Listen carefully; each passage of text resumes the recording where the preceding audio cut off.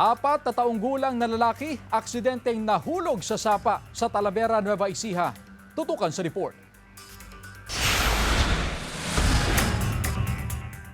Sa kuha ng CCTV, makikita ang batang lalaking naglalakad na sinusundan ng kanyang ina hapon noong Sabado sa Barangay Esguera, Talavera, Nueva Ecija.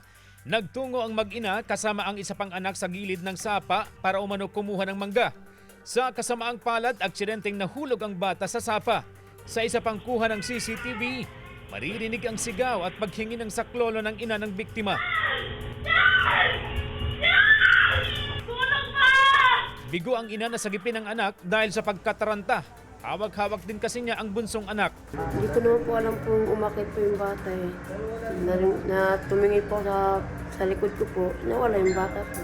Nagsagawa ng rescue operation pero dahil malalim ang antas ng tubig sa sapa at malakas ang agos, hindi nasagip ang biktima. Yun nga po sana, lalo na po yung ganun yung edad ng mga bata, sana hindi nila sinasama rito. At lalo na po yung kalikutan, yung mga ganun edad, yung 3 to 4 years old. Nagsasagawa ng investigasyon ng Talavera Police. Posible umanong nadulas ang bata kaya nahulog sa sapa. Ang reaksyon ng nanay is hindi po makapaniwala at kasi po mayroon po siyang karga-karga pa na bata. Ngayon hindi po siya agad nagawang tulungan yung bata kasi nga po ang ginawa po niyang initial na action is humingi po ng tulong sa mga tao po rito.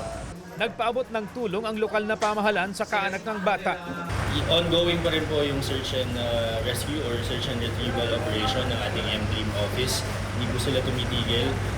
Nagpapatuloy ang operasyon ng mga otoridad, katuwang ang mga residente at kaanak upang mahanap ang katawan ng biktima. CJ Torida, One North, Central Luzon.